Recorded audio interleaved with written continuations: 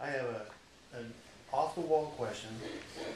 I'm pretty sure you haven't been asked it.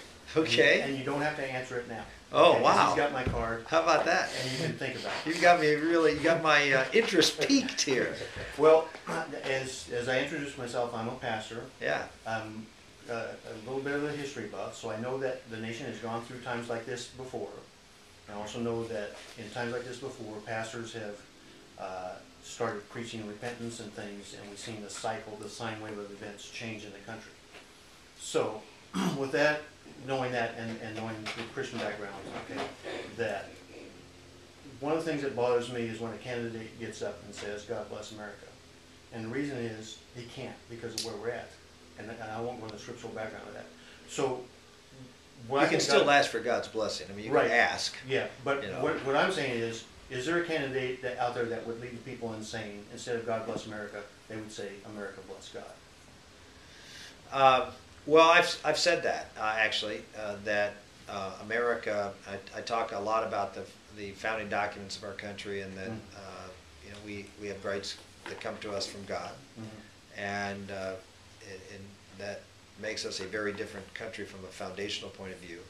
I always compare the foundations of our country and the Declaration of Independence, where rights come from God, not just any God, the God of Abraham, Isaac, and Jacob. The founders are pretty clear about that, and that that they lay out those rights in the Declaration, and the first among them was life. And I've said many times that our country won't be blessed unless we are a country that values all human life, and that we can't go against. When God gave us rights, He didn't say, "Here are your rights, do whatever you want with them." I mean, that's just it's not the way it works. He gave us a Mosaic Code. There's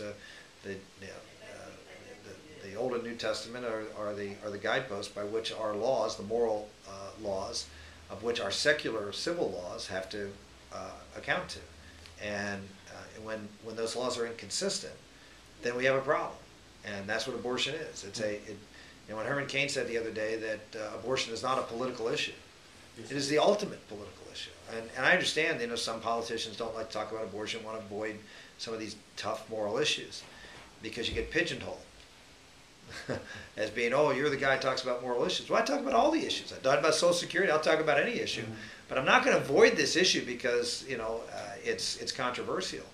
It's at the core of who we are, and that is, are we a society that accepts both what faith and reason tells us, that this is a human being at the moment of conception, is genetically human with a unique DNA, and it's alive. Therefore, from a reason point of view, it is a human life.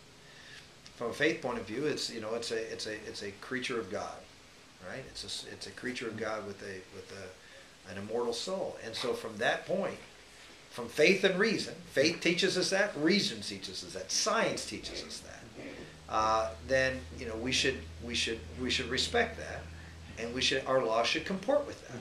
They don't, and therefore to suggest that America, as I've said many times, America won't be blessed unless we conform our laws to what faith and reason do.